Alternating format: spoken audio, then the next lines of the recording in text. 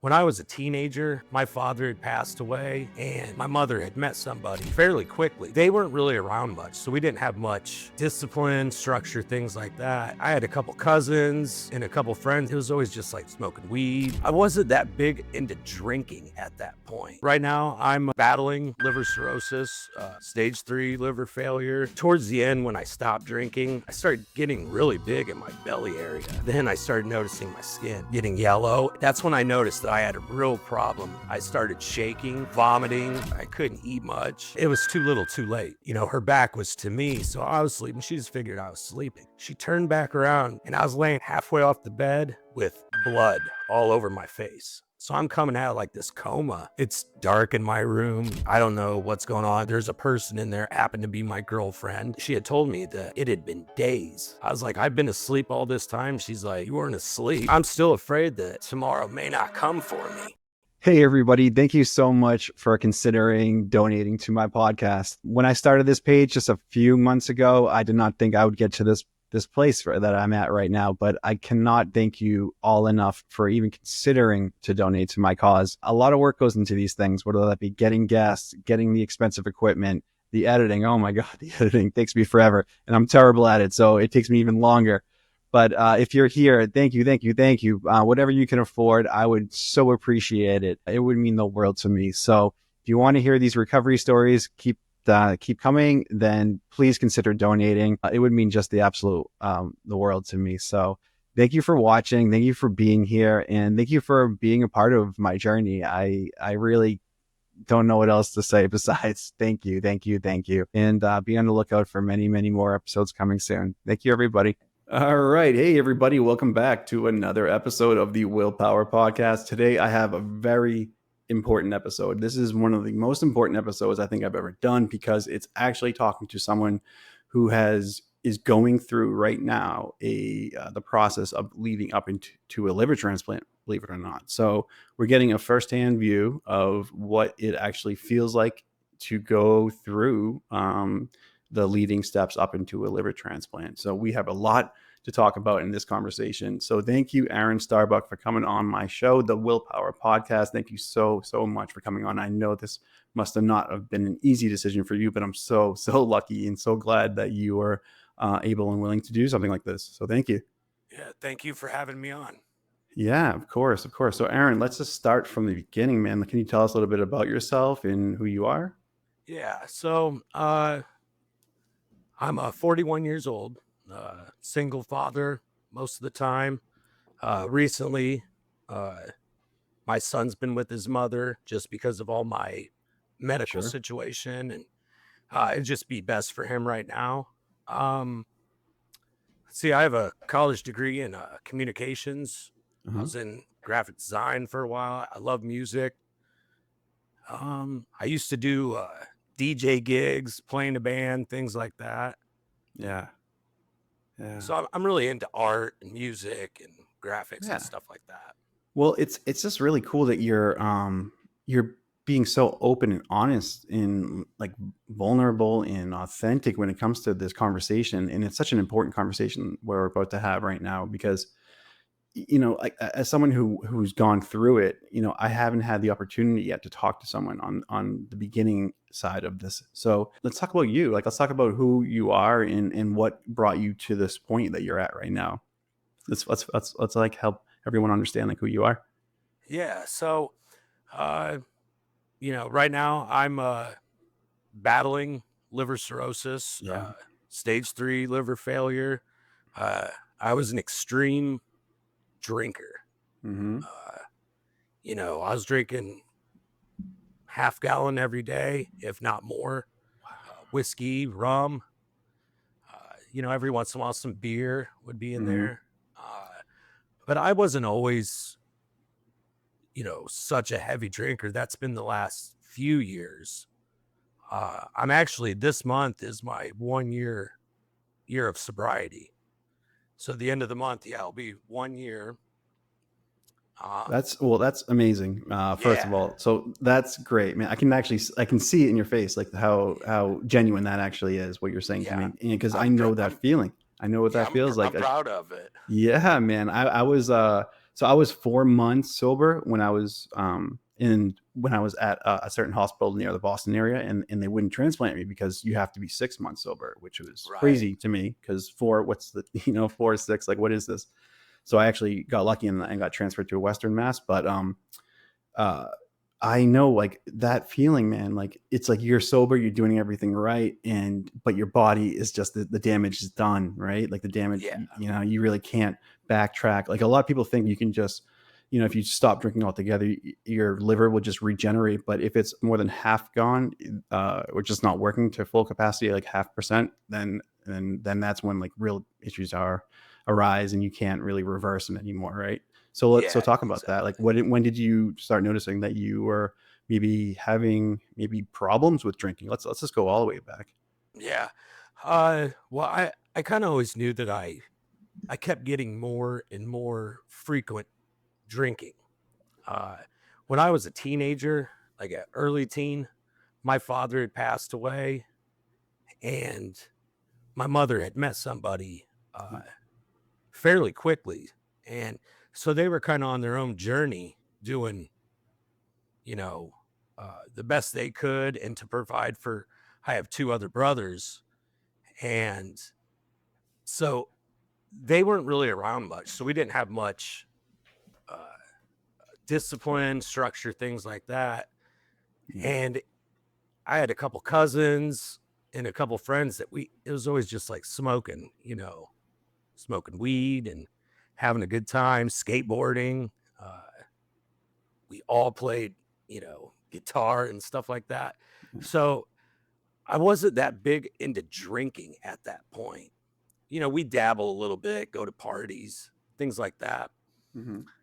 And then the older I got, uh, I didn't care to smoke as much. I wanted to work and make money, but everyone, would go out to the bars. So I just started going out to the bars with, friends and family, and, just partied normal. Yeah. And as life went on, I got heavier into it. And so the past few years, uh, that's when I noticed that I had a real problem. I started shaking, uh, Mm-hmm. vomiting. I couldn't eat much. So, but I was still gaining weight, Yeah. even though I wasn't eating. And towards the end, when I stopped drinking, uh, I started getting really big in my belly area, Yeah. and I felt terrible. Uh, then I started noticing my skin Mm-hmm. getting yellow, and I'm usually pretty dark skinned anyway, but people just kept saying, "Man, you look yellow," Yeah. and I was in such denial. Oh my gosh, man. Right? Oh, God. Aaron, this is like such a, this is such like this is like a really moving conversation that I'm having with you right now, because there's so many similarities to our stories, and there's so much, there's so many similarities. I mean, getting yellow, like I don't think people understand or can grasp the idea of what that feels like, in what, like inside, what it feels like to see other Yeah, people and to know that they know that there's only one, not, I mean, 99 times out of 10, this is like what it happens when you drink too much. You just get yellow skin, your eyes get like yellow tinted, right? So I got called up by one of my students, believe it or not, that I looked like a Simpsons character. I mean, yeah, that was my self-actualization. I'm like, oh my gosh, I cannot believe this is happening to me. This is a nightmare. So I feel you, man. So you started noticing it was getting papery and a little more yellow, and then what was the decision? Like, were you said, I need to go and get myself checked out, or how did that process work? I wish, to be honest. Yeah. I felt bad, just sick all the time. Mm-hmm. So I brought it upon myself to stop drinking. I Yeah. just said I wasn't going to drink. And I started counting the days, and I was like, well, I'm just going to, start getting my health back and eating better. And I was probably a month into, not drinking, almost a month. And it was too little too late. I kept having what I know now is hepatic encephalopathy. I Yeah, so couldn't HE, remember. that is no Yeah. joke, man. HE, for people who don't know, is it's your brain literally starts to get confused all the time because you have so much ammonia buildup, right? Because your liver Yeah. cannot cleanse the ammonia, which is what your body naturally produces. But when you have too much ammonia, you get crazy. Like I had, I was taking the lactulose stuff, which I'm sure you're Mhm. familiar with. Oh my Yeah. God, lactulose. So lactulose, again, for people who don't know, it's to to clear the ammonia out of your body because your liver can't do it anymore. But when it builds up, you can go into like craziness. Like that's what happened to me. Yeah. I got my folks had to have the cops and the fire department show up because I was just out of my mind, like confused and yelling and just like running up and down stairs. I didn't know what was going on. That was my one of the final moments before I actually made we made the decision to go to the hospital and not come back. So tell me about that. Like, how much is it? How much is the HE hitting you? Like, is it terrible or is it Yeah. not too It bad? basically put me in a coma. Wow. Yeah. So when I had quit drinking, I was already having the HE, and but I didn't know it. I knew nothing of liver cirrhosis, liver failure. Mm-hmm. Uh, but I was always tired. I remember that. I was constantly tired. And my girlfriend, she, it's not like she was accusing me. She just asked, she's like, did you drink today? Yeah. Because I would say things and do things that I'd already Mm-hmm. said or done. And I was always acting weird, no appetite, sleeping constantly. And, mind you, I had stopped drinking for a few weeks by this time. And uh, one day I went to sleep pretty early. She was playing a video game and, her back was to me. So I was sleeping. She just figured I was sleeping. She turned back around because she was done with the game. And I was laying halfway off the bed with blood all over my face. I had started bleeding from like my tongue, my nose. I don't know what else was bleeding, but had blood, vomit, and she trying to get me dressed to take me to the hospital. And she had to call the EMS. So they had to come get me. I was pretty much unresponsive. The little bit of responses I gave, uh, it, they were worried. So Yeah. off to the hospital I go, and I have no recollection of it.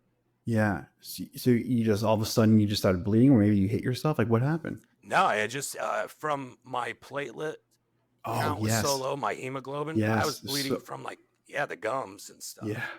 Oh my gosh. I that's so crazy because I remember that too. I would bleed all the time. My bed sheets would always have stains on them. I would always have bruises because the blood cells were just not, there was this, I had very low hemoglobin, like Yeah. dangerously low. Like I think I was at, like an adult male should have, 13.8 to above. And I was at a 7.6. That's where I was, man. It was Yeah, real that's about where dangerously I low. was. Mm-hmm. Mm-hmm. So man. Oh my gosh. So let's talk about it, man. Like, so what was the next? What happened after that? Like, talk Well, about that yeah, so if you could. I'm out of it, completely out of Yeah. it. And I have like little flashing memories of people around me, and I don't recognize them. I can't tell who it is. I don't know what's going on. And they were giving me the lactulose and Xifaxan and stuff, Mm-hmm. and so slowly the ammonia levels were dropping, but they were so high. I couldn't stay coherent. I couldn't stay awake. Right. And then when I finally was able to, it was in the middle of the night, and I started coming to, and so I'm coming out of like this coma, and it's dark in my room. I don't know what's going on. There's people, or there's a person in there, happened to be my girlfriend. And uh, she had told me that it had been days. I was like, I've been asleep all this time. She's like, you weren't asleep. So Yeah. I knew something really bad had happened, but Mhm. I was thinking heart attack or s- something.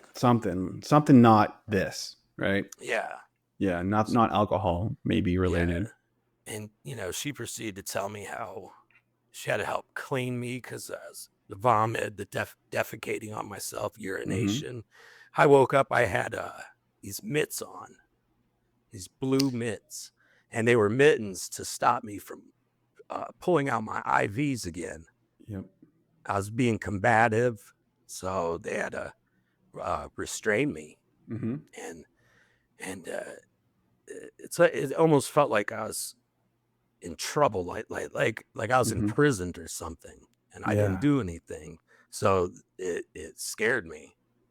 I mean, you just touched on a really interesting part of going through a liver transplant in the beginning parts of it. Like, you really do almost feel like you're in prison, because I'm not saying, like, this is not what I'm saying. I'm not saying that the hospital staff are not completely just beautiful people. I would say Oh yeah, 99% of them are. They really are.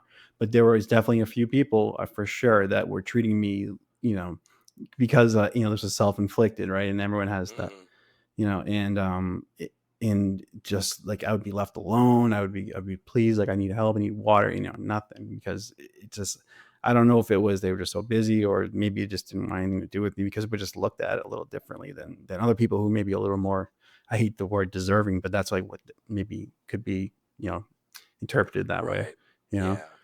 Yeah. So okay. So, man, so like, you're there. So you find this out, and then you and you wake up, and you're like so confused. You have mittens on and everything. So what happens next? So I just calmly was speaking to my girlfriend, and she said that my family's coming, and I could hear tone of voice that that I may not live. Me waking up was kind of a miracle on its own, and getting a hold of my family and stuff, and everyone's they're kind of far away, including my son. He was about an hour away, so he didn't get there till like the next day, Mm-hmm. and he's one of the most important people in my life. Of course. And so we didn't talk about what I was in there for. Yeah, she figured she just let the doctors Yeah. um, explain it, because she didn't really understand it much herself. Right. And so the next day, all these doctors and the nurses are in there, doing my IVs, things like that. And I had several doctors and the chaplain there at the hospital had come in, and they were speaking to me, and then they proceeded to tell me that I had stage 3 liver failure. I suffered a kidney injury. Luckily, my kidneys are fine now. Uh, That's good. but they really watched my kidneys, because Mm-hmm.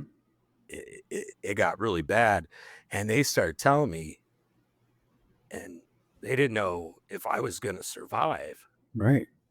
And so there was no talk about a liver transplant or anything like that, because They they weren't even just sure. Yeah. yeah, well, they just assumed that I OD'd on alcohol. They didn't really know that I had stopped drinking almost a month before all that. So by the time I came to it, it had been about a month Mm-hmm. of sobriety, and I was like, I haven't drank for a month, and so that really wasn't important to them. They just wanted to get me better. Yeah.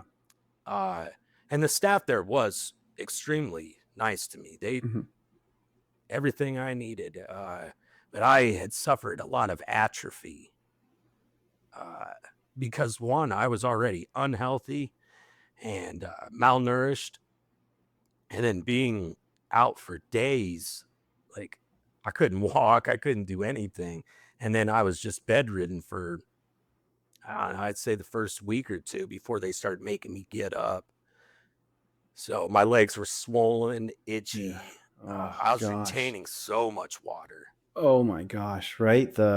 Your belly just gets swollen, everything gets swollen. And Yeah, like people it's don't like get massive. understand just how painful it is when your body can't process like Yeah, your organs are so important. Your liver is so important. It's so important, and your kidneys are so important.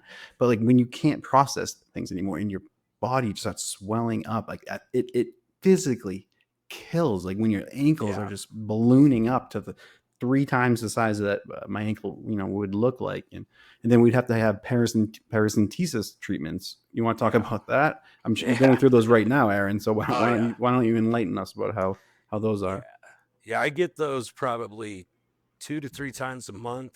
I actually have standing orders to get checked every week, Yeah. So but if people don't understand what we're talking about, so a paracentesis procedure is when your belly gets so swollen and you get so full of fluid, right? Just fluid. That's all it is. That they have to stick a needle like underneath your wherever you get poked. But I used to get it in my abs, like lower, like my under my belly here, and then they yeah, would go like put a real long needle in, and they would just literally like suck it up to a tube that goes into a machine and just pulls all the water out. Like sometimes 3 liters, like 4 liters, sometimes like yeah, depending on how much would be building up. Yeah, and it yeah, is not comfortable like whatsoever. It is just so strange. You feel it coming out, you see it going into the bin. It's like dark yellow. It's really yeah, strange. It's very bad, has no smell to it, which is even stranger. It's just a whole ordeal. I was getting those done every 2-3 days because it was so bad. wow, That's how compensated my liver was. It was my melt score was 42, and it was like craziness. It jeez, was crazy. It was done. My liver was not working anymore. yeah, That's how much I was drinking, man. So yeah, so that those paracentesis, those things are no joke, but they feel so much better when they're done though. yeah. I think my first one, my stomach was, or my belly area was so distended. They did one, and they pulled 13 liters, 13 liters? 13 liters off of my abdomen. And then they had to do a thoracentesis, which is the chest I area. never had that one. Yeah, for some reason, mine goes up into my chest and it Okay. feels like you have a collapsed lung. Ugh, that's awful. Yeah. So it's in the back.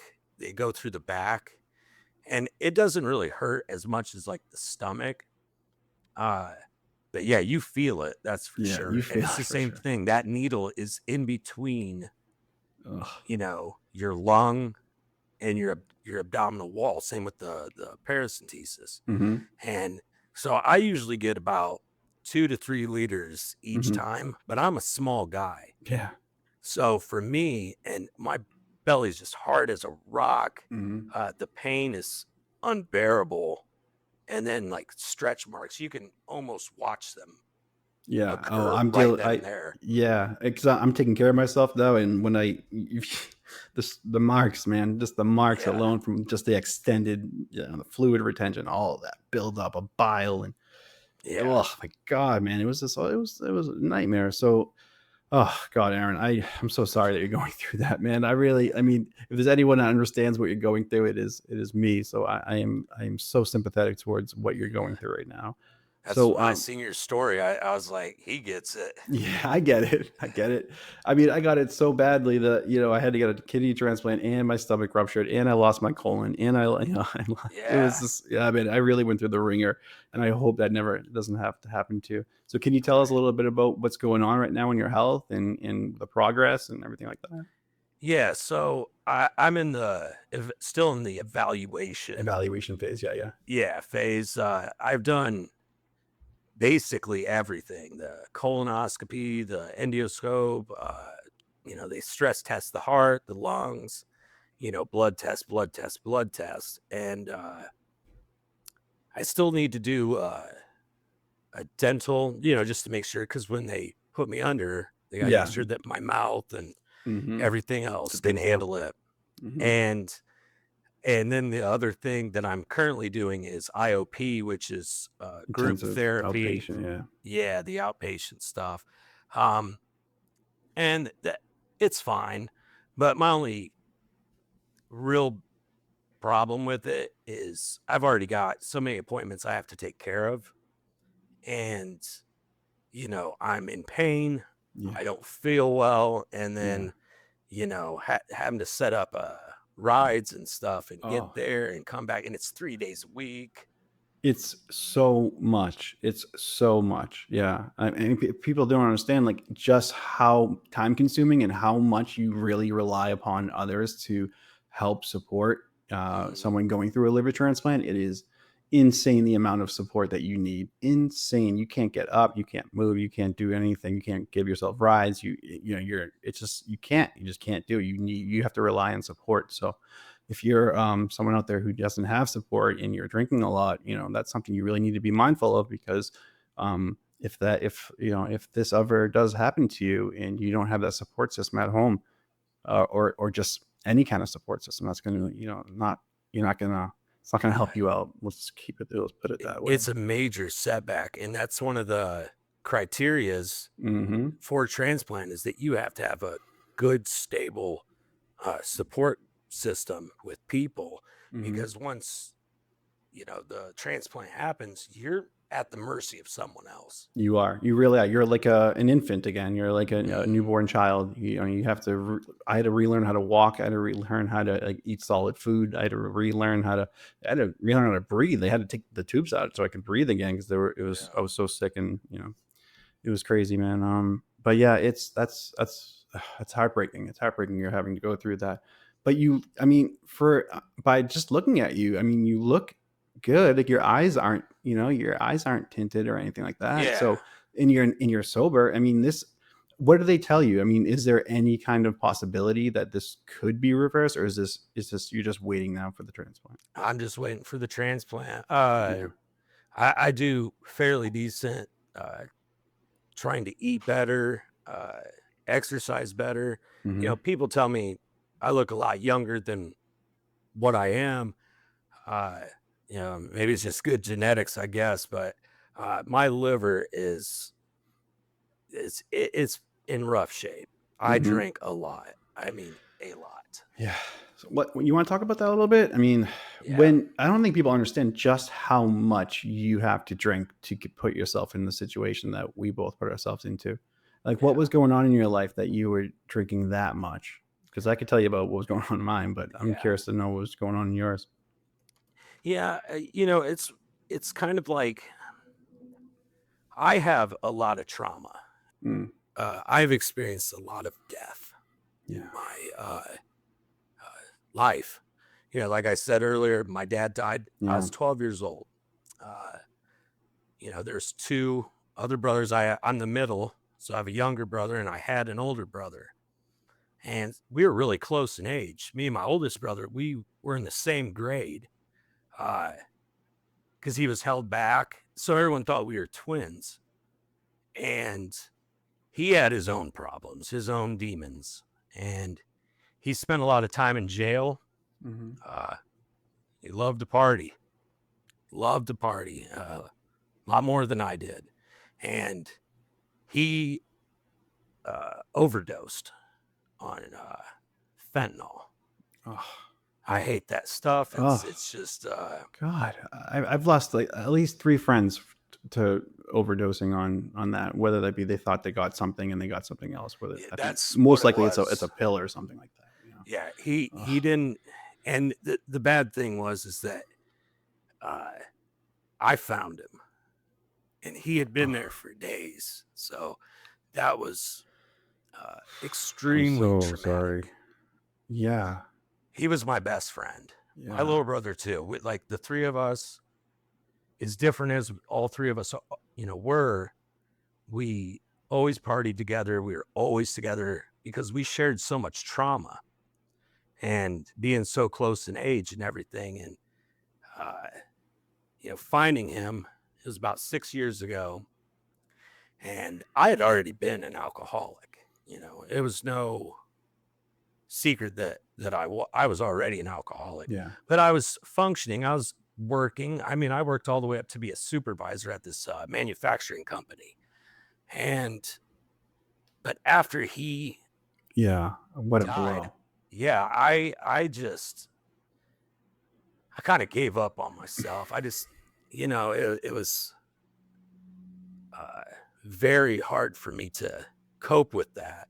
Yeah. And and then I'm raising a child by myself too, and he was getting older, Yeah. and he was close to my brother, and there was a wreck on him, Yeah. and I just hit that bottle hard. Oh, I mean, it's so easy to do that, isn't it? I mean, when you're looking, because it is a solution. Like people, It is. it's not the solution. It is the solution. We wouldn't be grabbing the bottle if it didn't work, right? I mean, Yeah. it makes the bad feelings go away temporarily, but it just makes them way worse. Yeah, it exacerbates it so much more because your emotions start running wild. You're angrier. Mhm. When you get angry, you're sadder when you're Mhm. sad.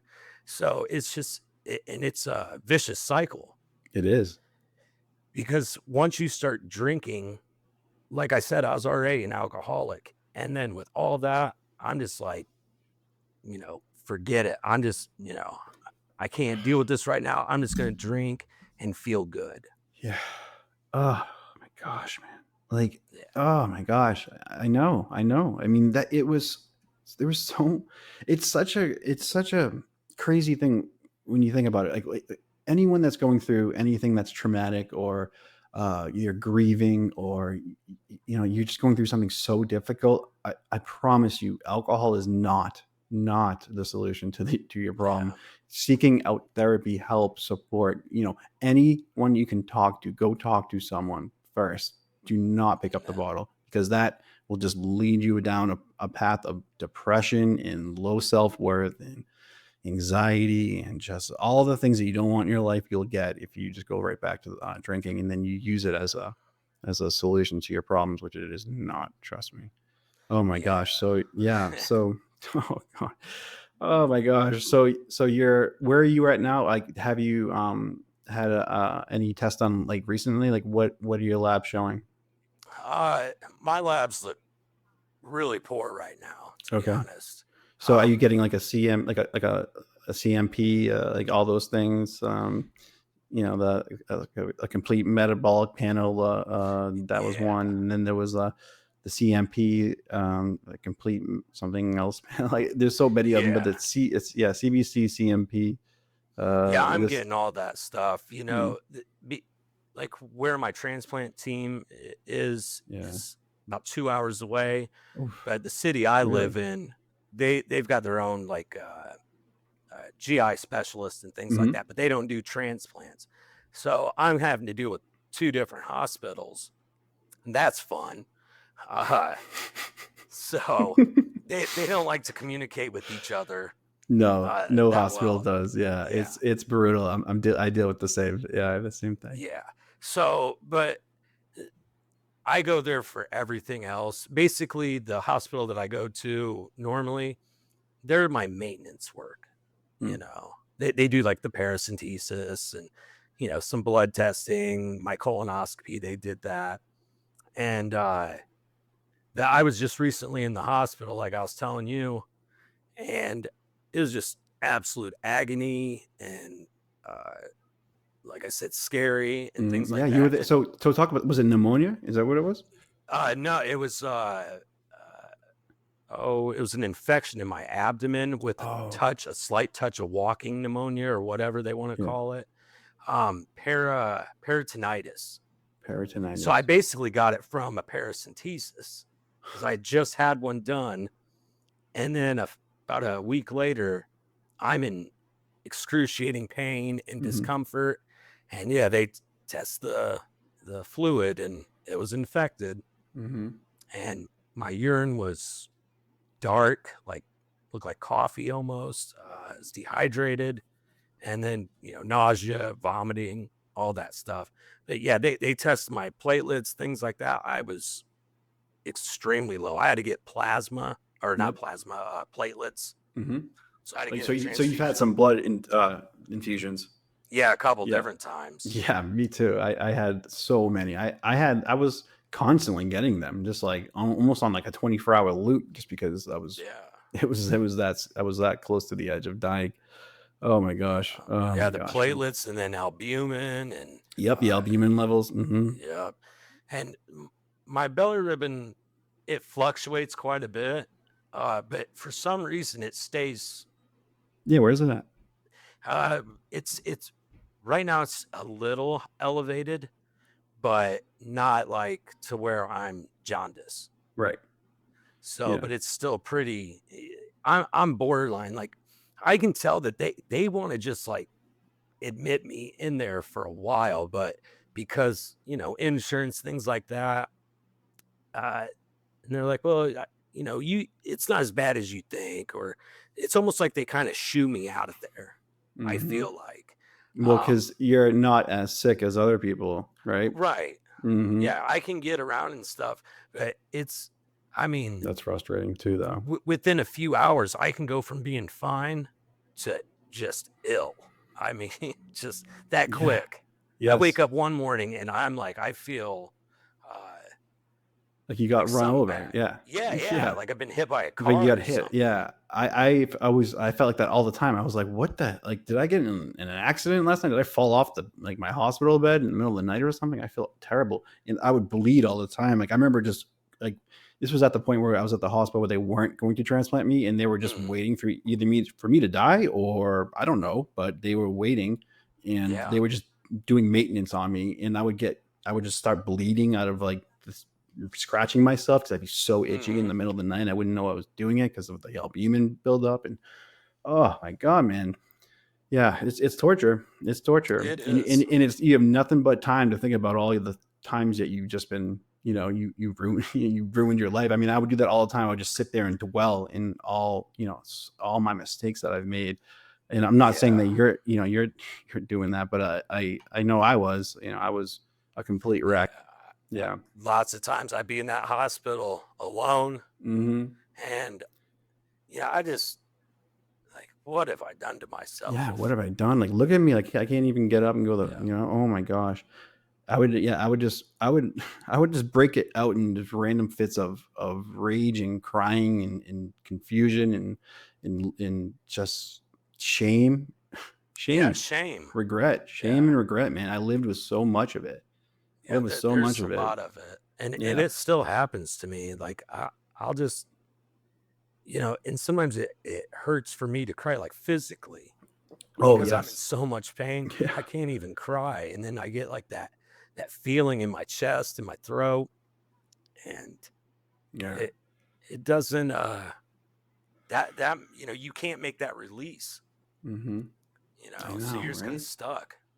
So how are you spending your days? Like, what are you doing to I mean, it's so easy to kind of get stuck in a bad frame of mind when you're going through that. Like, unless you have someone, something to like keep your spirits a little raised and a little more uplifting energy. But it's really hard when you're going through something like that. So how are you staying like mentally with your mental health? Like, how are you maintaining that?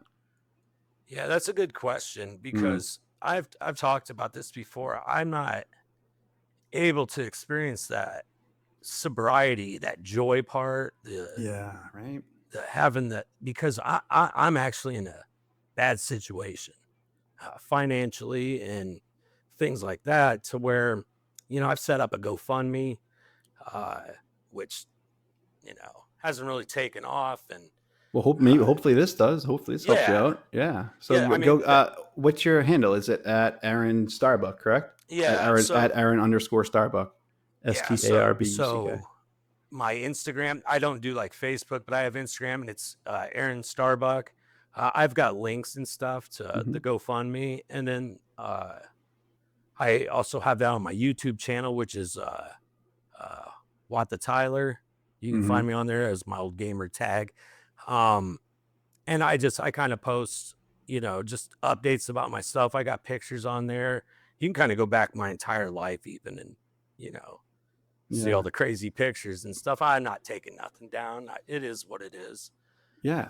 I mean, but I appreciate you're being so open and, real about this thing. You're not shying away from it. Like I try to hide everyone in my life away from this. I was so full of shame and regret. I was just so full of shame and regret. I didn't want to make eye contact with anyone I knew. I didn't want anyone knowing I was going through this. And then And then I went on Sober Motivation podcast, and that sparked something in me, like, wait, I got to get this message out, man. Like, I got to start telling people all over the internet, all over the world that, alcohol can do this to normal people, man. It just doesn't, like Aaron and Will over here, like, we are just normal people. It can just, it affects everyone differently. And if you're susceptible to it, it's really easy to fall into a downward spiral of shame or regret. And it's a depressant. Alcohol is simply a depressant. That's what it does. That's its job, right? It's poison and it's a depressant, and it slowly starts changing your personality to becoming a person you do not recognize anymore in the mirror. Exactly. I'm speaking for myself, for sure. But that's how it felt. I didn't know who I was anymore. Like, I don't know who that person was, 4 years ago. I mean, that person was crazy. He was drinking 1.75 milliliters every 2 days. That's where I was at, man. It was insanity. So, and that's kind of why I want to come on to, podcasts and do the stuff on my Instagram. The cat's out of the bag. Cat's out of the bag. I had a problem, and I definitely suffering the consequences of it, and being in this situation, like, I'm still afraid that tomorrow may not come for me. I could get really sick. Something could happen. I could get hurt and not make it, and then having to deal with the actual transplant, and that scares me. I'm terrified. Well, you did the stress test on your heart. How you said that went okay though, right? Yeah. As far as my heart goes, like, my body's pretty healthy in that sense. Like, I was surprised that my heart was as good as it was. Yeah, but I get it. Like, you're just constantly in fear of, like, if one thing goes wrong, like, that's it. Yeah, like I had my one. Yeah, man, I had my one. Actually, what was it? My 2 year? Yeah, my 2 year checkup. Not too long ago with my surgeon. I was telling him, like, because I look like a completely different person now. So I stopped him in the hall, and I was talking to him, and we were just having a casual conversation. And I started talking to him about, like, how, like, what were the odds, of me surviving that? And he's like, I said, what was it, like 20%? And he's like, no, Will. He's like, you were immunosuppressed. You were on dialysis. You were just 3 weeks out from the liver transplant, and your stomach exploded, and you lost half your colon, your gallbladder, and you had to have an emergency ileostomy surgery put on. It's like, it was more like 5 to 8%, out. And ever since that conversation, man, I've been, like, walking on like in a dream world. I don't know, like, what's, like, I'm like, oh my God, I was that close to death. Like, this is so crazy how scary it can really be. Right. Yeah, that's definitely something I think about, is what's my chances of survival, and then the aftercare, and make sure that I'm taken care of properly. Well, let me just tell you this, Aaron. It's doable, man. It's doable. If you're already open and willing, like, you're already been sober for so long. Like, I honestly think that the second that you're put on the organ donor list, right, when you're activated, they activate you. I think like, you have, like, the mental capacity, I feel like, to endure this whole process, because you've already been through so much of it. You know what I mean? And, like, it's just a matter of getting it now. That's the hard part, right? Just waiting. Yeah, that waiting game's oh man, it takes a lot of thinking. A lot of thinking. But at least you're not I mean, like, kudos to you for not going back to drinking, because I don't know what they're thinking of just releasing people and letting them wait for that long. Because think about it, if I was in your situation, I feel like I'd be, like, going on these crossroads, like, well, what's the point of, like, what am I doing? I'm just waiting to get the thing, but I need the thing. But should I drink? Like, that's, like, how I would think. I'd be like, oh my God, do I drink? Like, do I make it worse so I can get there quicker? Like, I do not do that, obviously. I know you're not going to, but that's, like, what I would think. That's, like, how my thought process would work. Yeah, because you got to be sick to get they don't want to give it to someone that's getting by. But that's, it's what a gray area you're in right now, and that's really unfortunate. But your spirits are good. That's huge, man. That's, like, that's a huge part of it. Yeah, that's good. So what else? I mean, let's talk about, like, what are you hoping for? What did the doctors say about your condition? Like, is there any way in the future that could you live with this? Like, could you continue living a normal life with a compensated liver, or is you just have to? What do they tell you? Like, what are the doctors telling you right now? They're telling me it has to be done. Yeah. You know, they say, you know, my ascites are bad. You know, the hepatic encephalopathy, Mm-hmm. I experienced that quite a bit. You know, so a lot of that stuff will be able to be fixed. And uh, as young as I am, I should be able to go back to work, things like that. Yeah, And it's so hard though when you can't think correctly, when you're just yeah, confused and tired all the time. Like, you're just tired all the time. yeah, Mhm. exactly. You know, I never used to be a big napping person. And now I feel like I need a nap every few hours. So Mhm. all the medicine makes me tired, Mhm. you know. The So, but lactulose is awful. It is yep, a nightmare. It's, yep. like I'm also on Lasix, which makes me mhm. urinate The constantly. Lasix, yes. Oh Yeah, my gosh. All the medication that they have to put you on, and then and it's so much medication. It's so much medication. It's so much yeah, medication, and you're just suffering the entire time. And it's awful. It's so. I'm so sorry that you're having to go through that, Aaron. I really hope that people watching this episode really are listening and can see just how tragic of an outcome it can be if you continue yeah. to drink. Um, and if you honestly, and if you think that you maybe have gone too far, I highly recommend getting blood labs done as Oh soon yeah, as you possibly humanly can. Right? I mean, yeah. you Because got to get your I wouldn't have CMP, gone through CBC. all Hmm. that. Yeah, yeah. I knew my liver was shot. I by 2023, I knew it was gone. I mean, I was drinking to the point where I was trying to kill myself with Yeah, drinking. That's how bad it was. Like, I don't know who that person was, because that's how much of a depressant it became. It changed my identity. It changed my personality. I didn't know who I was yeah. anymore, and I just wanted to die. That's how bad it can get. Oh, But yeah. wow, um, Aaron, thank you so much, man, for coming on and having a really open and authentically genuine conversation about something a lot more people need to pay attention to, because this is something of almost like an epidemic that is Yes, sweeping our country and in the world at large, because alcohol is everywhere and it's not going yes, it anywhere. is. Yeah. So we got to be very mindful of what we're putting in our bodies. And please, everyone out there, if you're thinking that you're drinking too much, then please go see a doctor right away. Go talk to someone right away. Okay. Do not go back to alcohol, because that will just make things, it will just make things way worse. So, Way. Aaron, if people want to reach out to you, where can they find you? Yeah, Instagram's probably the best way. Aaron Starbuck on Instagram.